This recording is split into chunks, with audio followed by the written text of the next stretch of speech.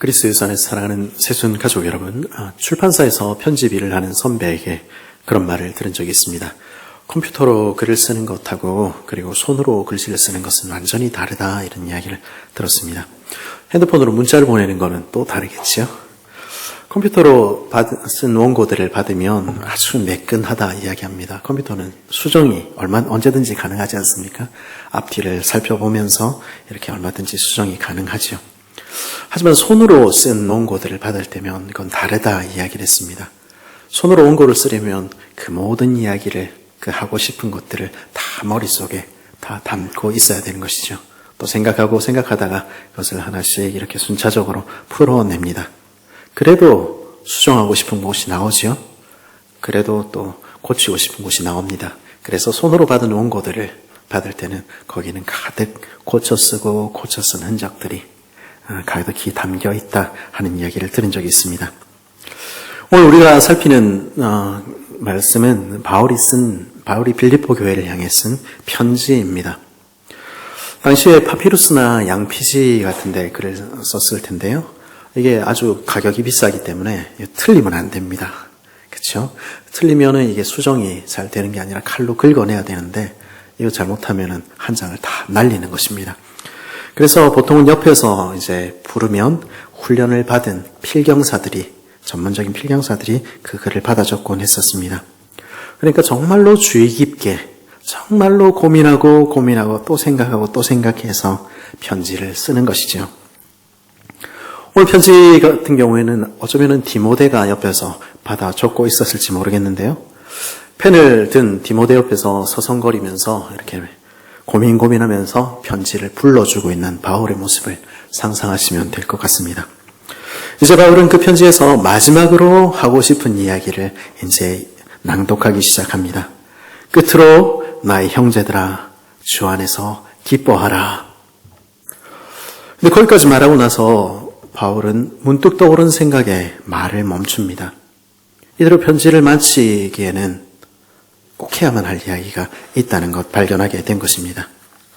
이 이야기는 내가 꼭 들려줘야 할 것 같은데, 빌립보 성도들 이 이야기는 꼭 들어야 되는데, 그러면 어떻게 하죠? 이번에 아이들 졸업식 때문에 오랜만에 중학교 이렇게 갔습니다. 오랜만에 가도 교장 선생님들은 바뀌시지 않았더라고요. 마지막으로, 끝으로, 다시 한번 마지막으로, 끝으로 시작한 이후로 20분 동안 말씀을 하시더라고요. 아마도 꼭 들려주고 싶은 이야기가 많아서 그렇겠죠? 꼭 이 이야기는 안 하면 안 되겠다 싶었겠죠? 바울도 어쩌면 그런 마음이었을지 모르겠습니다. 바울은 지금 하고 싶은 이야기는 다 모르는 이야기, 새로 하고 싶은 것은 아닙니다. 그렇지만 이 이야기를 꼭 해야만 되겠다고 생각한 것입니다. 그래서 바울은 끝으로 나의 형제들아, 주 안에서 기뻐하라, 그렇게 하면서 사실은 뒤에 보면은 4장 4절로 연결이 되거든요. 그 이야기로 끝내는 대신에 다시 부르기 시작합니다. 그렇게 그의 편지에 고쳤다는 흔적을 남기는 것이지요. 너희에게 같은 말을 쓰는 것이 내게는 수고로움이 없고 너희에게는 안전하니라. 무슨 말입니까? 같은 말 반복하는 것 같아서 미안한데 이 얘기는 좀 해야 되겠다. 내게는 하나도 수고할 것도 없고 이 이야기를 듣는 게 너희 영혼을 위해서 안전한 일이겠다. 그래서 내가 이 이야기는 해야 되겠다. 그러면서 들려주고 싶은 이야기를 우리에게 들려주는 것입니다. 그것이 오늘 2절부터 등장하는 이야기입니다. 그럼 바울은 무슨 이야기 하고 싶어 하는 것입니까? 2절은 어떤 말 우리에게 들려주고 있습니까? 삼가고 삼가라. 요즘 표현으로 하면 주의하고 주의하라, 이렇게 3번 강조를 하는 것입니다. 이 강조를 통해서 바울은 지금 무엇을 주의하라고 그렇게 간곡하게 이야기하고 있습니까? 우리 3장 2절 한번 같이 읽어볼까요? 시작.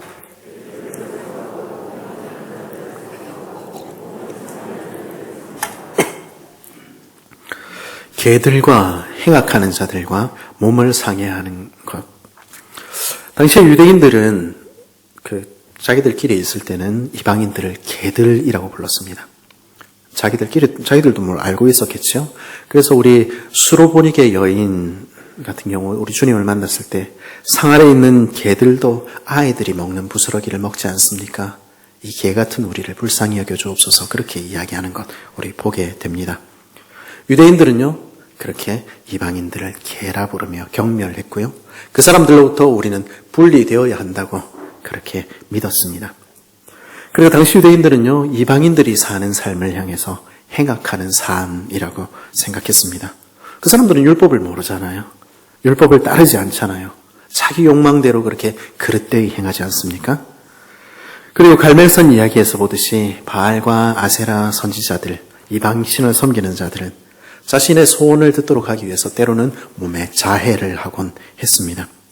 서원을 할 때 우리 옛날에 우리 전통종교에도 그런 것 있죠.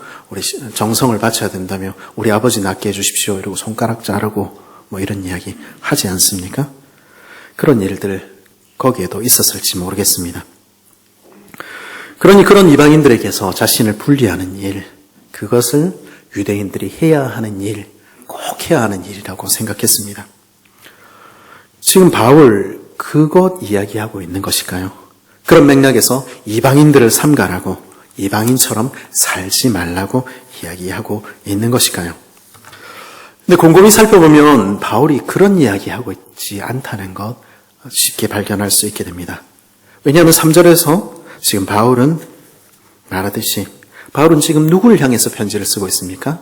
유대인이 아니고 이방인들에게 편지 쓰고 있습니다. 그런 그들에게 개들을 삼가라 말이 되지 않는 이야기지요. 그리고 바울은 3절에서 누가 진짜 할레파이며 누가 진짜 하나님의 백성인가 그 이야기 하기 원하는 것입니다. 3절을 세번역 성경은 이렇게 번역합니다. 하나님의 영으로 예배하며 그리스도 예수 안에서 자랑하며 육신을 의지하지 않는 우리야말로 참으로 할례받은 사람들입니다. 그렇다면 여기서 말하는 개들은, 행악하는 자들은, 몸을 상해하는 자들은 누구입니까? 그들이 누구이기에 바울은 그토록 그것을 주의하라 이야기하는 것입니까? 바울은 어쩌면 여기서 거룩한 것을 개에게 주지 말며 너희 진주를 돼지 앞에 던지지 말라 하신 주님의 말씀을 기억했을지 모르겠습니다. 복음을 들으면서도 가장 귀한 복음이 왔는데도 그것을 무시하고 짓밟아버리는 인생들, 그들을 개라 비유하신 우리 주님을 기억했을지 모르겠습니다. 사실 이 비유 자체는 아마 당시에 있었던 비유 같습니다. 같은 의미에서 바울은 모든 사람에게 구원을 주시는 복음의 메시지가 지금 있는데도 복음을 거역하고 다른 것을 주장하고 엉뚱한 데 시선을 돌리도록 만드는 자들을 삼가하라고, 그런 사람들 주의해야 한다고 그렇게 말하고 있는 것입니다. 행악하는 자들, 정확히 얘기하면 그릇되이 행하는 자들 역시 같은 맥락에서 이해할 수 있어 보입니다. 지금 이방인들이, 하나님의 백성들이 주님께 돌아오고 있는데, 지금 하나님의 복음의 자유의 복음이 선포되고 있는데 그 눈을 마치 외형적인 율법을 행해야만, 조금 더 무엇을 행하고 또 행해야만 구원을 얻을 수 있을 것처럼 그렇게 가르치는 자들, 그것 옳지 않다는 것입니다. 그거 그릇되이 행하는 자들이라는 것입니다. 그런 사람들 삼가야 한다 이야기합니다. 몸을 상해한다 하는 말의 직접적인 의미는 자르는 자들 이런 뜻입니다. 지금 바울은 할례를 비꼬고 있는 것입니다. 이미 이방인들 하나님의 백성이 되었는데 왜 또 할례를 해야 한다고, 왜 또 무언가를 해야 한다고 그렇게 이야기하는가? 그거는 이방인들이 하는 것처럼 자기 몸에 자해하는 것과 무엇이 다른가? 이렇게 이야기하는 것이죠. 그러면서 바울은 가르치는 것입니다. 육신의 외형적인 것에, 형식적인 것에 의존하도록, 아직도 무언가 부족하다고, 아직도 무언가를 좀 더 해야 한다고 끊임없이 가르치는 자들을 삼가하라고, 그들을 주의하고 주의하라고 바울은 말하고 있는 것입니다. 이런 바울의 가르침 잘 이해가 가십니까? 여러분들은 좀 더 열심히 하라, 이러면 좋은 것 아닌가 그렇게 생각하는데, 물두법을 더 잘 지키자 이야기하는 것이 뭐가 나쁠까, 우리 그런 생각 들지 않습니까? 할례가 반드시 신앙의 필수적인 것은 아니지만은 좀 더 열심을 내어서 할례를 받으면 좋지 왜 그거를 굳이 못하게 하는가 생각 들지 않으십니까? 다들 좋은 뜻에서 조금 더 뭔가를 더 하자고 이야기하는 것 아닙니까?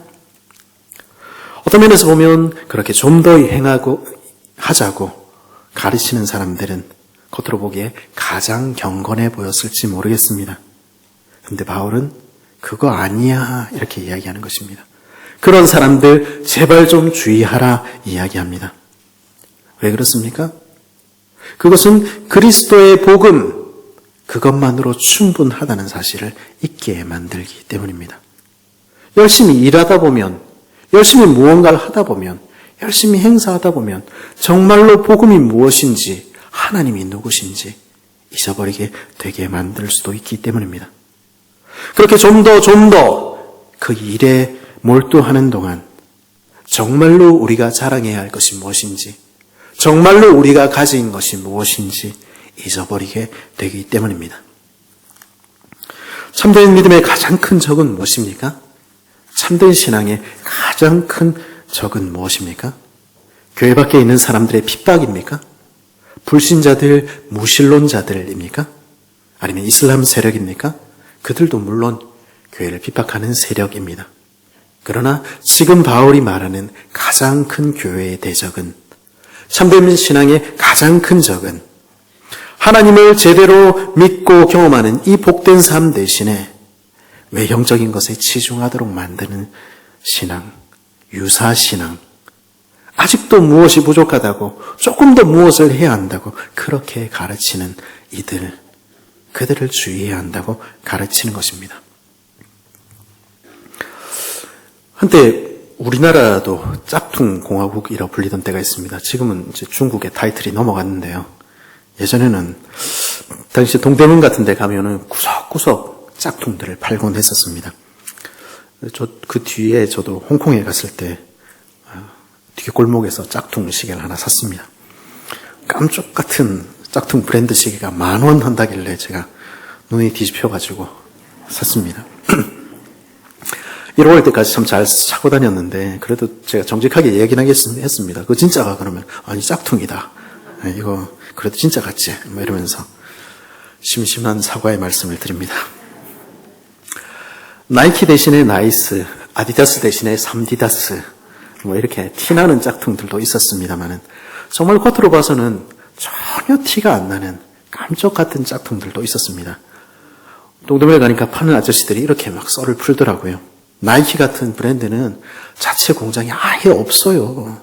전부 OEM 생산 방식으로 생산하는데 이게 태그 붙이고 포장해서 내놓으면 이게 나이키고 우리같이 뒷골목으로 딱 가져오면 이게 짝퉁되고 그런 거예요.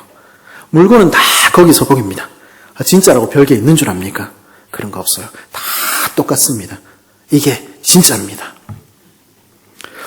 그런 말에 귀가 솔깃해지면 절대 정품 살 수가 없습니다. 그런 우리를 향해서 진짜는 말합니다. 유사품을 주의하세요. 옷 같은 거는 모르겠습니다. 시계 같은 거는 뭐 진짜 아니라도 괜찮을지 모르겠습니다. 나이스 신고 3디다스 입으면 어떻습니까? 하지만 어떤 것은 유사품이어서는 큰일 납니다. 그중에 제일 위험한 것은 유사품 신앙, 짝퉁 신앙입니다. 왜 그렇습니까? 그건 영원한 운명을 갈라놓기 때문입니다.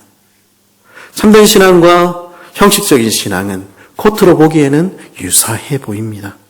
겉으로 보기에는 똑같이 주일에 교회 가고 똑같이 말씀에 앉아있고 똑같이 봉사하고 때로는 더 봉사하는 것처럼 보이고 다르지 않아 보일지 모르겠습니다. 그러나 정말로 똑같습니까? 아예 다른 것입니다. 전혀 다른 것입니다. 거룩한 어조, 그럴듯한 예식, 외형적인 건물, 그리고 남들의 인정과 시선, 형식적인 신앙이 추구하는 것은 이 땅입니다. 이 땅의 인정과 이 땅의 존경과 이 땅의 시선, 그것을 바라는 것입니다. 그러니 형식에, 그러니 더 많은 눈에 보이는 가시적인 성과들에, 더 많은 일들에, 더 많은 전통에 집착하는 것입니다. 그게 좀 나쁜가? 좋은 게 좋은 거 아닌가? 조금 더 헌신하면 좋지. 조금 더 보기에도 좋으면 좋지. 사람들은 그렇게 말하곤 합니다. 그런데 언제까지 그렇게 할 수 있겠습니까? 좀 더에는 끝이 없는 것입니다. 우리 교회당 보십시오. 조금 더 좋은 교회당이면 좋지 않겠습니까? 조금 더 좋은 교회당 지으면 어떻게 됩니까? 조금 더 좋으면 더 좋지 않겠습니까? 그 다음에는 조금 더 좋은 교육관이 있으면 좋겠고, 조금 더 좋은 주차시설이 있으면 좋겠고, 끝이 없는 것이죠. 근데 조금 더 그렇게 하다 보면, 그런 일들의 외형에 집중하다 보면 무슨 문제가 발생합니까? 지금 일을 하냐 안 하냐 그런 문제를 넘어서서 우리 시선이 거기에 집중되게 됩니다. 이 땅의 것들에, 눈에 보이는 것들에 우리 시선이 팔리고 맙니다. 이게 전부라고 생각하는 것이죠. 교회 와서 시간 보내고 봉사하고 종교생활 하는 것이 이게 신앙의 전부라고, 눈에 보이는 것이 전부라고 생각하게 되는 것입니다. 정말로 그렇습니까? 이런 유사신앙이, 형식주의가 가장 위험한 것은 그것은 끝내 우리로 하여금 진짜가 있다는 것을, 눈에 보이지 않는 것이 있다는 것을 잊도록 만드는 것입니다.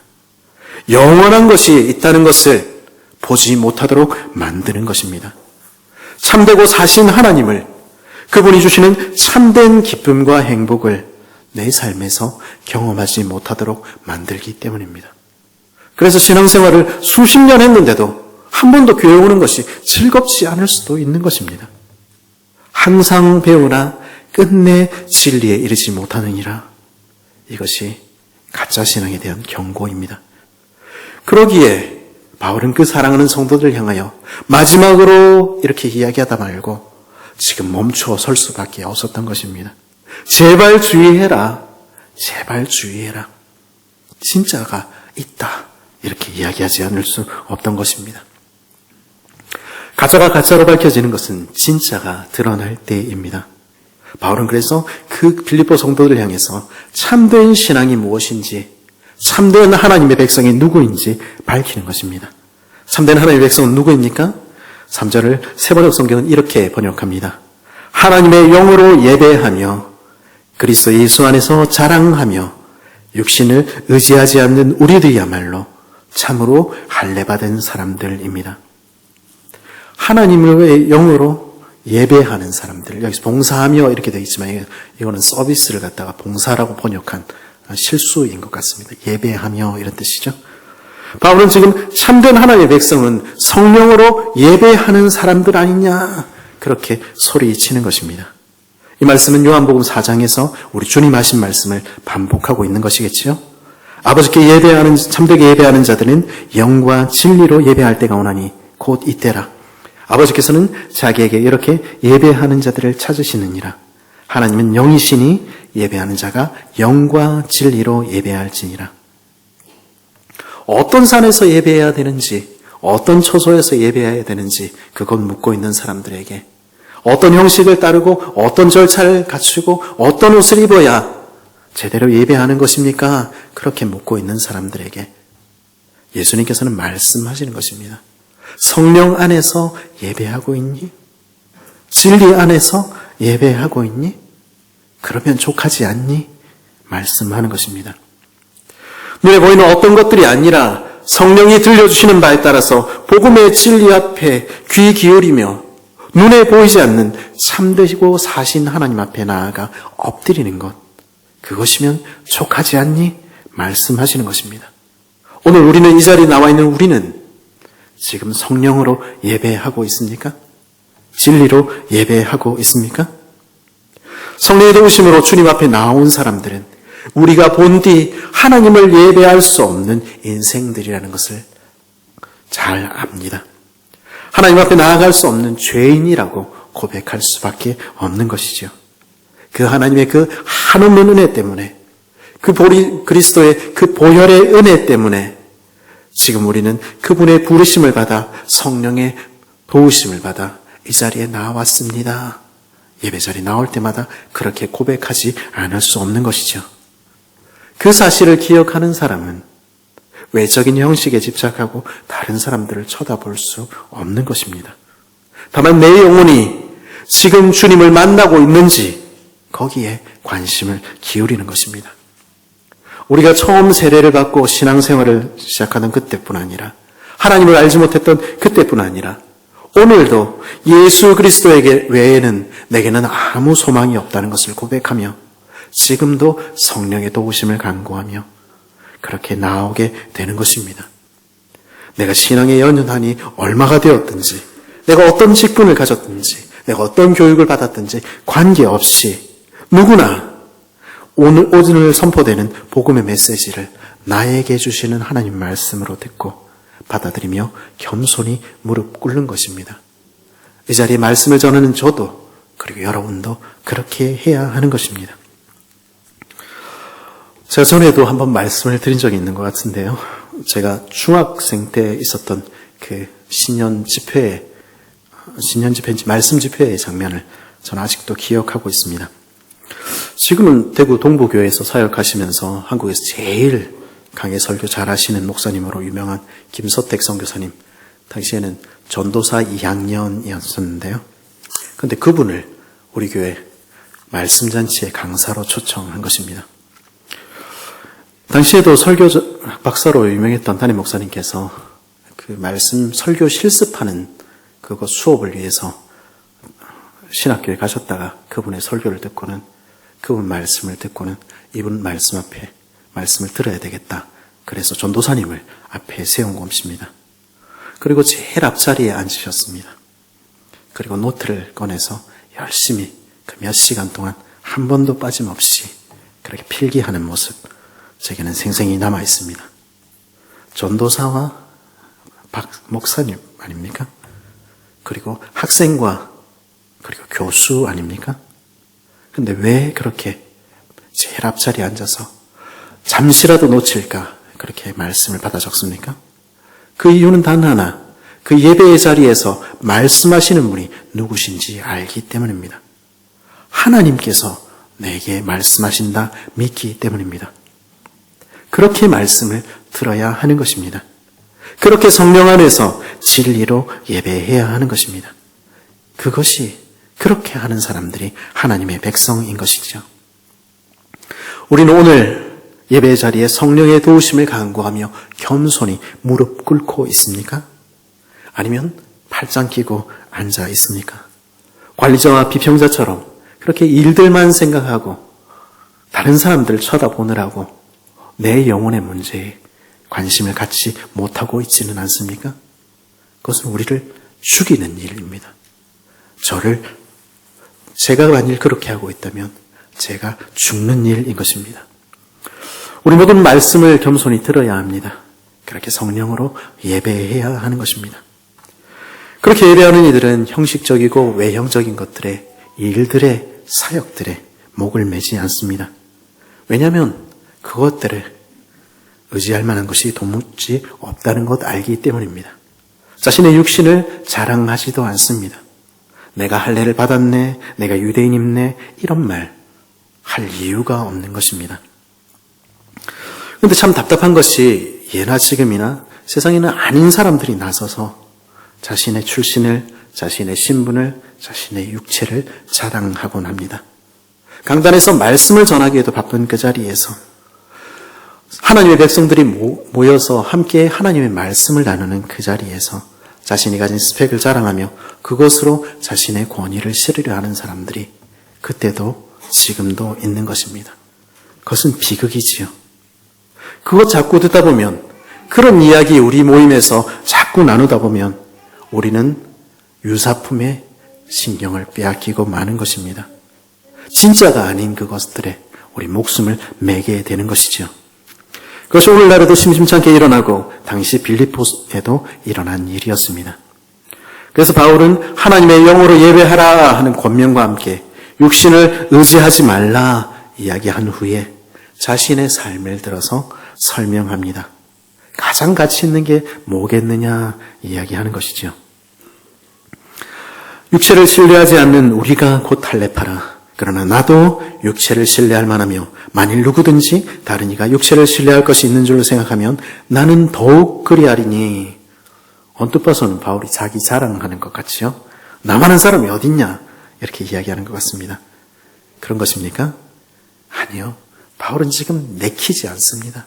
어디 가서 이런 얘기 부끄러워서 하지도 못하겠는데, 근데 지금 이 상황을 보니까 이야기할 수 없어 억지로 하는 것입니다. 뭐라고 이야기합니까? 우리 5절, 6절 같이 한번 읽어볼까요? 시작.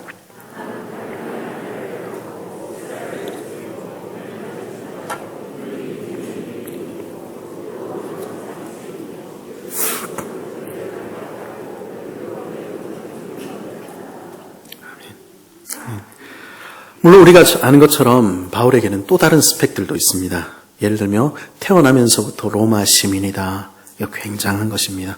그리고 우리 성경에서는 지나가는 말로 사도행전에서 그는 업이 장막 만드는 것이었다. 이렇게 이야기를 하니까 그냥 텐트 수리하는 것이었구나 이렇게 생각하는데, 그 당시에 장막은, 개인용 장막은 자기가 만드는 겁니다. 이거는 군용 장막이고 그건 대단한 고가품입니다. 말하자면 기업체 사장님이었던 것이죠. 그런데 그 이야기 바울 하지 않습니다. 왜냐하면 바울이 하고자 하는 것은 자기 자랑이 아니기 때문입니다. 지금 빌립보 성도들을 혼란스럽게 하고 꿰는 자들이 지금 종교적인 스펙을 가지고 말하면서 그들을 부끄럽게 하고 있기에 바울은 나도 그런 종교적인 스펙으로 이야기하면 이런 사람이다. 그 이야기하는 것입니다.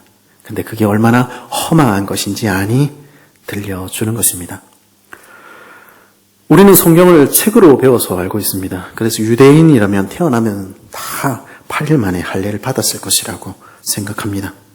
하지만 현실은 다르지요. 그럼 창세기의 이야기고 레위기 이야기고 당시 유대인들이라고 다 율법대로 사는 것은 아니었습니다. 당시에는 헬라 문화의 지배 아래에 있는 로마의 식민지 아니었습니까? 예루살렘에 원형 경기장이 있던 시절입니다. 그리고 거기서 뻘거벗고 레슬링 하던 시절입니다. 왕들 다 로마식 이름 가지고 로마인처럼 사는 시대입니다. 외국에 사는 경우는 더 어려웠겠죠. 당시 유대 지역에서 회당이라 불리는 이 예배 처소를 디아스포라 지역에서는 기도처라고 불렀는데요. 사도행전 16장에 말하면 오늘 이 편지를 받는 빌립보 교회는 그 큰 도시에 기도처 한 곳 없었던 것입니다. 유대인이 없어서 그랬을까요? 그렇지 않을지도 모르는 일입니다. 게다가 삶이라는 것이 팍팍하지 않습니까? 그런 사람들에게 옛 율법을 그대로 지키며 사는 거, 이거 쉽지 않은 일입니다. 그래서 누가는 그 어려운 형편에도 예수님께서 난 지 8일 만에 할례 받으신 사건을, 율법대로 비둘기 새끼와 함께 성전에 바치신 그 사건을 대단한 일로 기록하고 있는 것입니다. 여기 의롭고 경건한 사람이 있지 않느냐 보여주는 것이죠. 근데 이방 땅 길리기아 다소 그 먼 곳에 태어난 바울도 그러했다는 것입니다. 난 지 8일 만에 할례를 받은 것이죠. 말하자면 바울은 많은 사람들이 더 이상 따르지 않는 그 규례를 엄격히 지키는 그 믿음의 뿌리 있는 집안에서 태어난 것입니다. 그는 자신을 이스라엘 사람, 아니 히브리인 중에 히브리인인 베냐민 지파 출신이라고 자랑스럽게 말합니다. 우리는 뭐 베냐민 지파나 뭐 에브라임 지파나 뭐 차이가 있나 이렇게 생각하죠. 근데 베냐민 지파는 어떤 지파입니까? 이스라엘 최초의 왕 사울의 지파. 그보다 더 중요하게는 10지파가 하나님의 언약을 저버리고 북이스라엘로 넘어갈 때에도 다윗 가문 유다 지파에 주신 그 언약 하나 기억하며 남유다의 남은 지파입니다.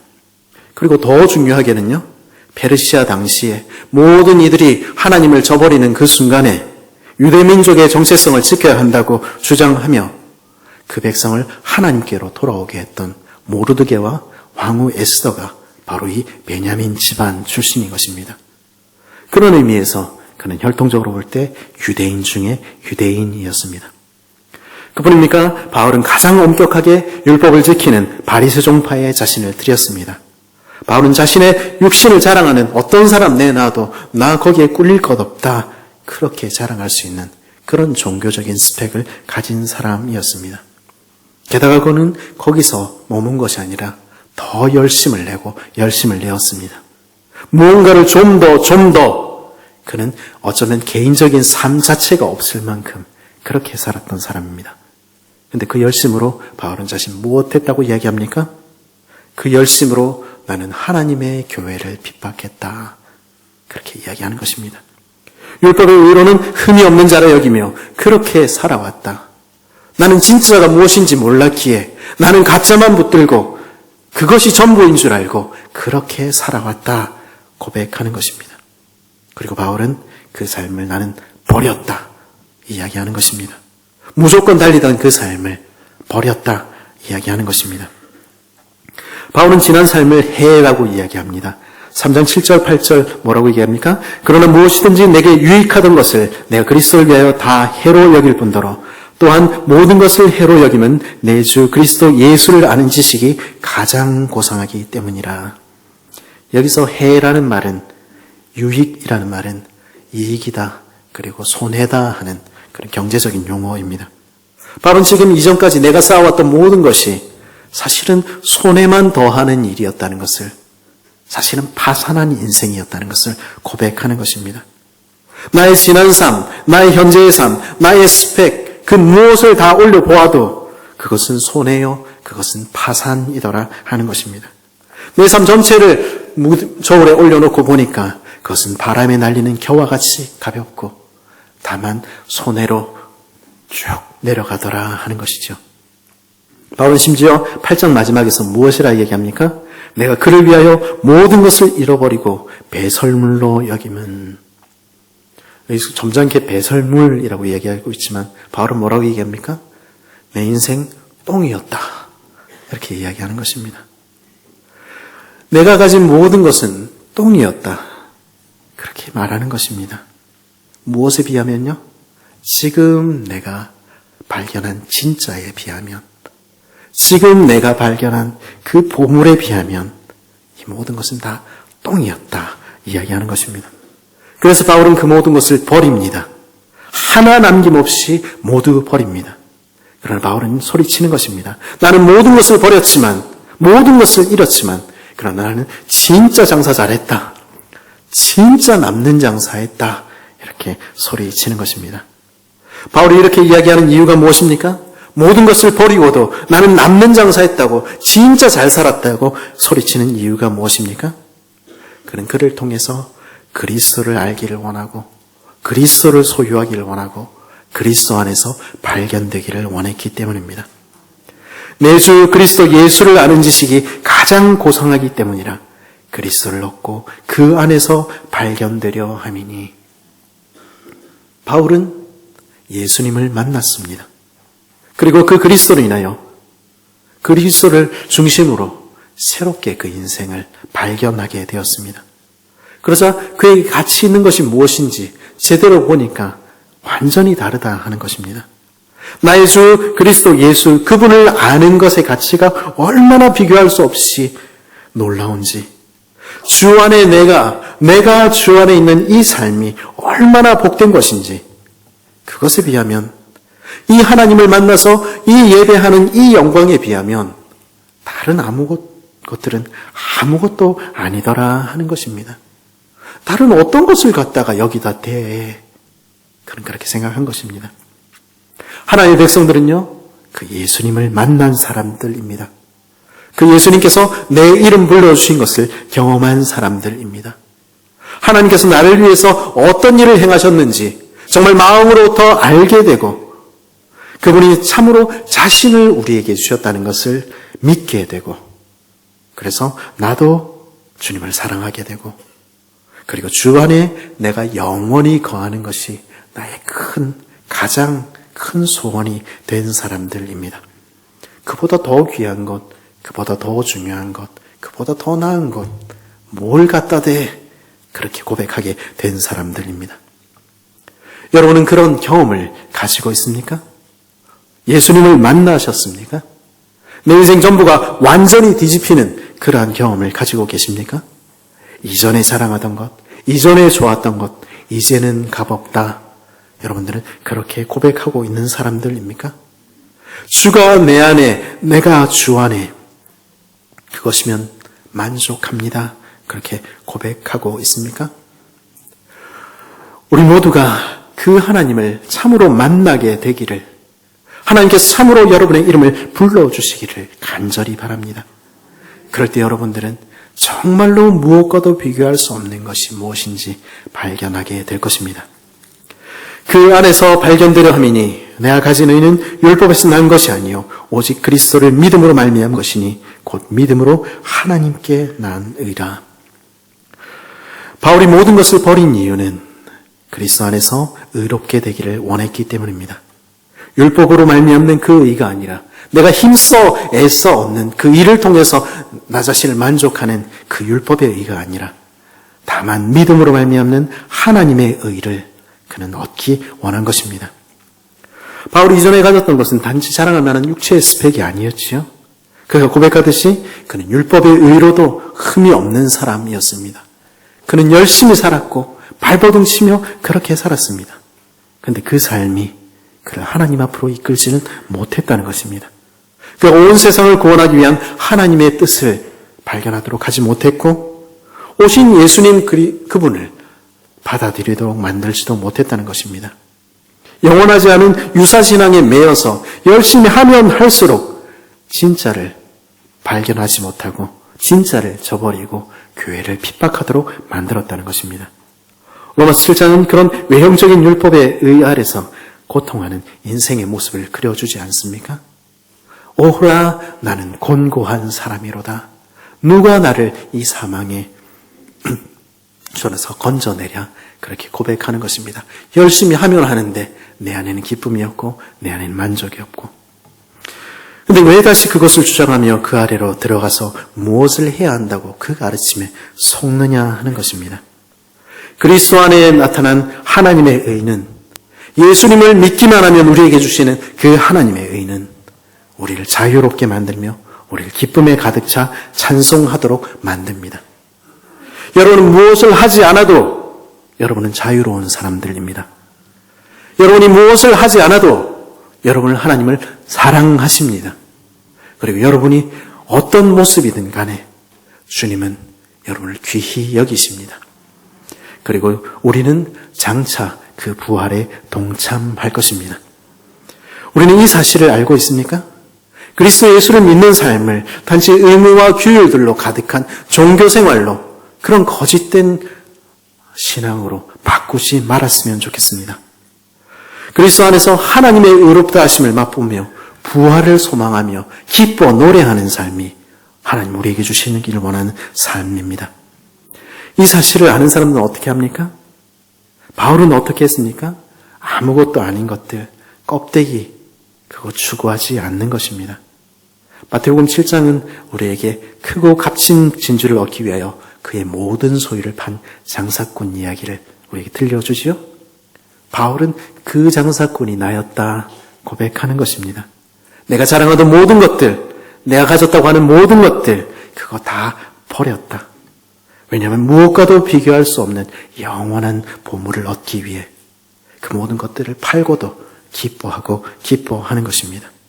주님 한 분만으로, 지금 이 자리에서 주님을 만나는 그것만으로도 나는 행복하다고 그렇게 고백하는 것입니다.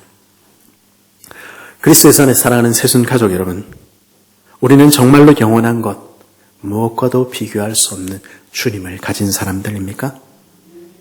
아니면 자꾸 주님 있는데도 그것 말고 좀 더 무언가를 다른 어디에서 만족함을 찾으려 하며 다른 어디에서 자신을 증명하려 하며 그렇게 살고 있습니까? 사도 바울의 말 귀 기울이십시오.